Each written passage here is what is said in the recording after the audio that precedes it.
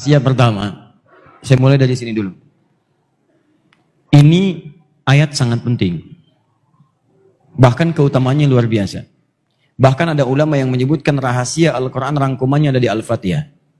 Rahasia Al-Fatihah rangkumannya ada di Bismillahirrahmanirrahim. Begitu antum memahami Bismillahirrahmanirrahim, maka antum akan mendapatkan anugerah luar biasa. Lihat sini baik-baik. Masih ingat tadi? Saya cepat ya. Nanti kalau antum ingin detailnya, lihat kajian saya yang tempo lalu tentang menyampaikan tafsir Al-Quran. Di tafsir itu bahasan dari Al-Fatihah, mulai dari Bismillahirrahmanirrahim. Saya jelaskan dengan cukup detail. Sekarang saya percepat. Lihat, masih ingat tadi? Rahman itu sifat Allah kasih dalam urusan apa? Dunia. Dunia. Yang dimaksud dunia di sini, sifat Rahman ini diantaranya mengabulkan dan memudahkan apapun yang antum butuhkan dalam kehidupan dunia. Bahkan langsung Allah katakan, kalau kamu butuh apapun, panggil saya. Dan kalimatnya menyebutkan, panggil Ar-Rahman. Di mana dalilnya Ustaz? Quran, surah 17, ayat 110. Paling kanan sebelah atas, agak ke tengah. Qulid'ullaha awid'ur rahman.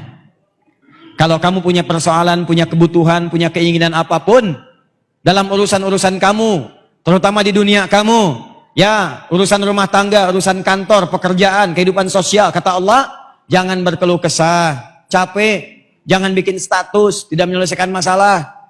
Ingat, kalau ada persoalan, gak usah diungkapkan di status antum. Status tuh yang baik-baik aja. Share hadis, share ayat, share nasihat. Itu status. Ini masalah di-share ke orang. Kamu tidak seperti yang aku duga. Orang penasaran. Yang paling aneh ditungguin. Tak ada komen belum ya? Tak ada komen belum ya? Aduh. Sampai mau tidur masih dicek juga. Belum ada komen sama sekali. Bikin status lagi di bawahnya di komen. Ternyata selama ini tidak ada yang memperhatikan aku. Capek. Nih, panggil Allah. Ketika Anda memanggil Allah, awid ar-Rahman. Minta dengan namanya Rahman. Rahman, ya Rahman, Rahman, ya Rahman. Ternyata sifat Rahman itu diantaranya mengabulkan apapun yang antum inginkan dalam urusan dunia. Bahkan ada yang belum minta, saking dekatnya dengan ar-Rahman, itu Allahu Akbar. Belum minta sudah dikasih. Qulid Allah, awid ar-Rahman. Allah, Rahman. Apa rahasianya? Karena banyak ustadz orang yang minta, ya Rahman, ya Rahman, ya Rahman, ya Rahman, mudahkan pekerjaan saya. Ya Rahman, ya Rahman, ya Rahman, ya Rahman, anugerahkan saya rezeki berlimpah. Ya Rahman, ya Rahman, ya Rahman, ya Rahman, dekatkan pada pernikahan saya jika engkau ridai itu semua. Tapi tidak terkabul. Pekerjaan jadi sulit, rezekinya kok tiba-tiba tidak susah. Tiba-tiba sudah mau menikah diambil orang, gitu kan? Wah, susah. Apa yang salah? Ternyata kesalahan pertamanya terletak kepada huruf ba di sini, memaknai dan mengamalkan huruf ba. Ba itu dalam bahasa Arab punya 14 arti. Kalau ingin referensi, temukan kemudian di kitab namanya Mughnil Labib an Kutubil A'arib, karya Ibnu Hisham Al-Ansari. Mughnil Labib. Terkenal kitabnya. Gak banyak kok, cuma 2 jilid. Satu jilidnya kurang lebih 300 sampai 400 halaman. Ini jilid pertama. Yang pernah saya baca halaman 29 sampai 59 disebutkan 14 arti ini. Ada ba ilsaq, ba musahabah, ba istighraq, ba at-tahdid min duni, ba tab'in min duni tahdid, ba at-tab'id ya ma'at tahdid. Banyak sampai ada fungsi 14, ba lil ghayah dan seterusnya. Nanti setiap antum baca Quran, huruf ba itu bisa beda-beda. Ada ba taukid, alaihissallahu bi ahkamil hakimin. Apa fungsi ba-nya di situ? Ya, wamsahu biru'usikum saat wudu. Al-Maidah ayat ke-6 itu. Wamsahu biru'usikum, begitu mengusap kepala pakai ba. Ba-nya beda-beda di situ. Silahkan antum baca, teliti dengan baik. Kalau sudah paham hukumnya, indah cara baca Quran antum. Ada orang kita, sahabat kita, saudara kita di Indonesia, itu hebat. Dapat PhD di Al-Azhar di Mesir. Hanya membahas huruf ba di Quran surah 5 ayat ke-6. Wamsahu biru'usikum. Kenapa saat membasuh kepala pakai ba? Dibahas huruf ba ini diuraikan oleh beliau. Ba, dapat doktor. S3, PhD, membahas ba. Tuh, yang belum dapat silakan. Ada huruf ta, huruf fa, huruf jim, huruf fa, sampai ya. Banyak. Perbanyak S-nya sampai dingin. Nah, yang ini, ba di sini, ini luar biasa maknanya. Pertama, dia bermakna al-musahabah wal ilsaq. Musahabah wal ilsaq. Kedua, bermakna ghayah. Dua utama ini.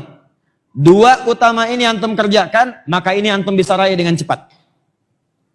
Ustaz, apa itu musahabah wal ilsaq? Sebelum saya teruskan, saya boleh minta dispensasi waktu lah. 10 menit boleh nggak?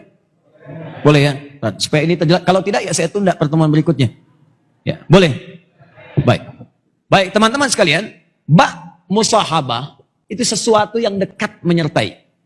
Menunjukkan sesuatu yang dekat yang menyertai. Gadan insyaallah ana mawjud di bumi Panyawangan. Pakai ba bukan fa. Bi bukan fi.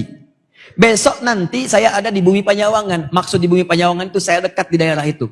Di situ nggak jauh-jauh, nggak kemana-mana. Dekat di situ. Ya kalau ada ba berarti di dalamnya. Di lingkungannya. Nggak berpisah. Lekat di situ. Nggak kemana-mana. 24 jam saya di situ. Misal. Kalau pakai fi bumi Panyawangan. Daerahnya masih umum. Bisa depan pagarnya. Bisa dekat area sekitarannya. Jadi kalau Anda ingin menunjukkan sesuatu yang lekat, dempet, nempel. Sifatnya menyertai, maksudnya gunakan huruf ba. Apalagi kalau sudah ilsok. Ilsok itu rapat, tak terpisahkan. Rapat. Ya, lem dalam bahasa Arab disebut dengan lisok. Lisok. Karena fungsi lem itu untuk merapatkan dua hal yang terpisah. Rapat, nempel kayak perangko. Nempel, nempel, nempel. Itu lisok. Ilsok adalah upaya untuk merapatkan sesuatu sehingga dekat tak terpisahkan. Nah, ba-nya di sini, perhatikan. Disambungkan kemudian dengan kalimat Allah. Bismillah. Maksudnya apa? Rahasia terbesarnya ada dalam kalimat Nabi SAW. Kullu amrin dhibalin la yubda'u fihi bismillahirrahmanirrahim fahuwa abtar. Setiap perbuatan yang baik-baik yang dikerjakan saat antum berada di dunia, tidak antum kerjakan karena Allah Subhanahu wa taala, maka terputuslah. Terputus di sini bisa dua hal. Satu, pahala akhiratnya, tidak punya pahala. Yang kedua adalah barokah dunianya. Tidak dipercepat kemudian oleh Allah Subhanahu wa taala apa yang ia kerjakan itu dari hasilnya. Maka kalau ingin cepat antum kerjakan, kata Nabi, lihat baik-baik. Ketika mengungkapkan kalimat Bismillahirrahmanirrahim, hurufnya menggunakan ba, maka praktekkan fungsi ini. Maksudnya apa? Kata Nabi, begitu akan mengerjakan segala sesuatu hal, ucapkan Bismillahirrahmanirrahim, atau singkat misalnya Bismillah, tapi bukan sekedar diucapkan, fungsi ba-nya dipakai. Begitu Anda akan mengerjakan sesuatu, maka rasakan musahabah ilsok. Anda itu sedang lekat diawasi oleh Allah Subhanahu wa taala. Anda itu sedang dekat dengan Allah.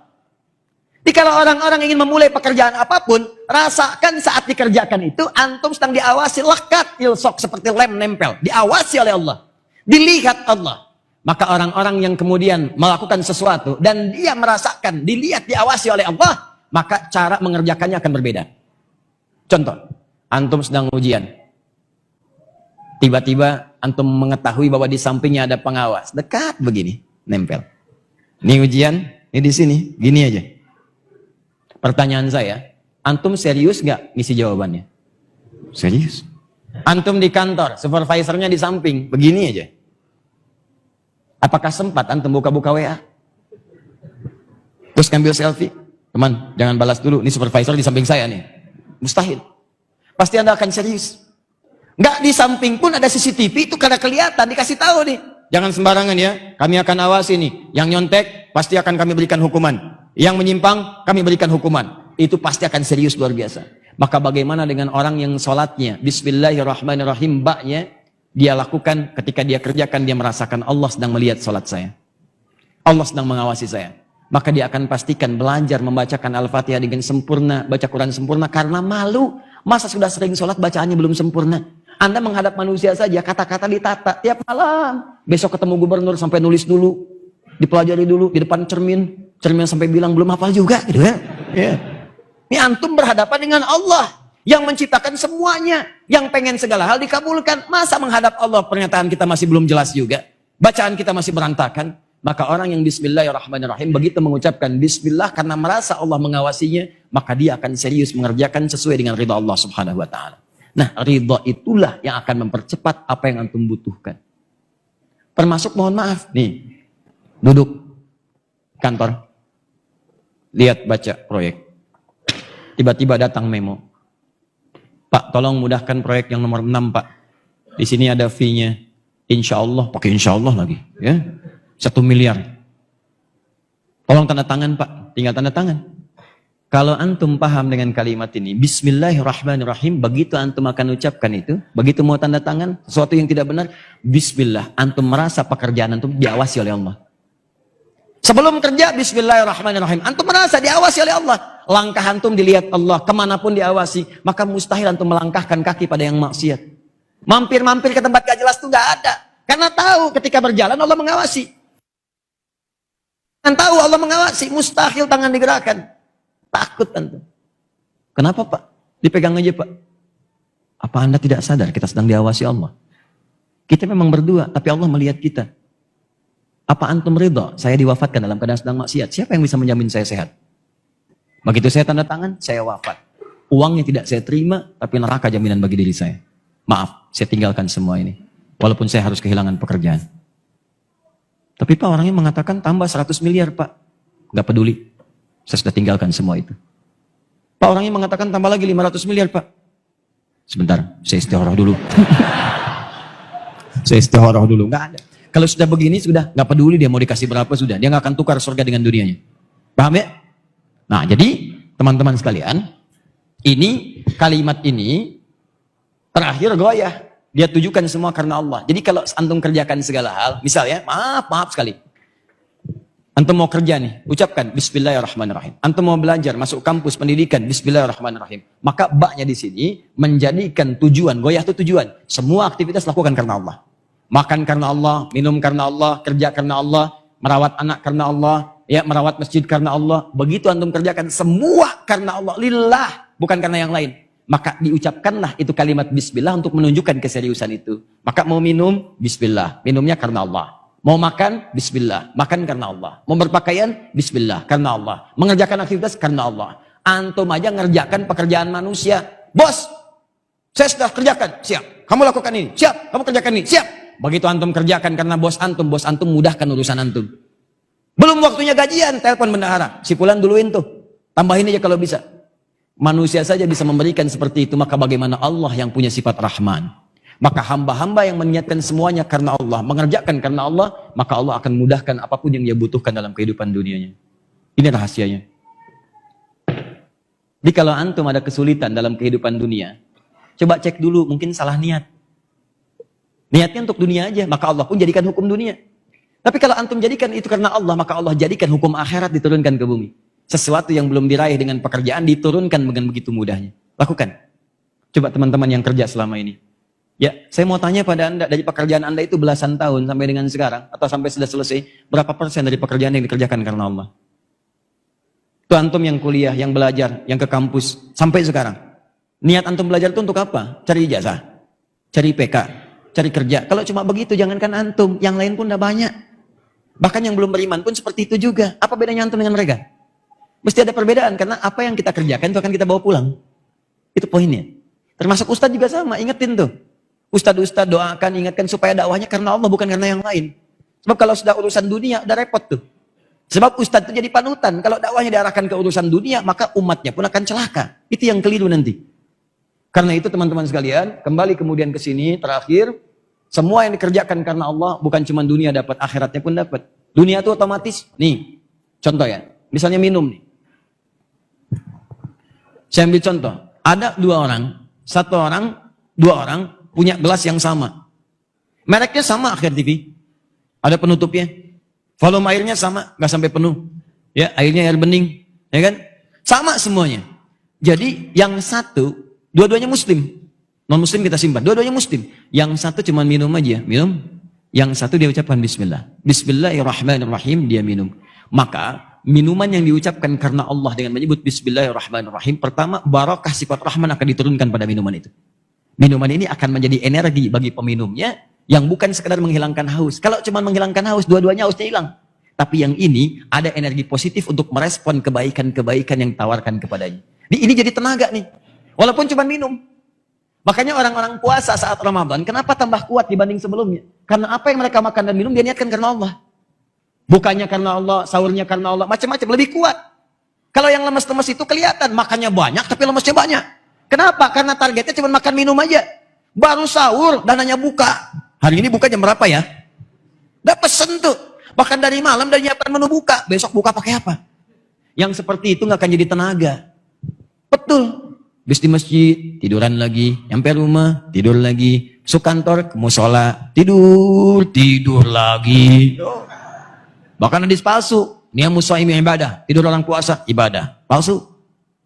Ya, jadi itu yang berbahaya. Tapi ketika antum niatkan Bismillahirrahmanirrahim, karena Allah jadi tenaga. Yang kedua, kalimat Bismillah itu nanti akan mendapatkan barakah dari sifat rahim, memberikan kemuliaan pahala akhirat. Itu yang disebut dengan pahala.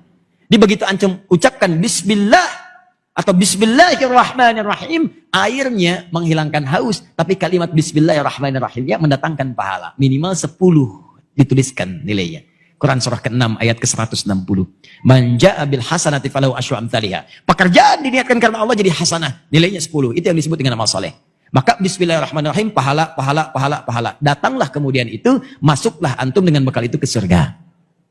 Pertanyaan saya, berapa banyak aktivitas kita yang kemudian disertakan dengan sifat ini? Tujukan karena Allah, dunia dapat, akhirat diraih.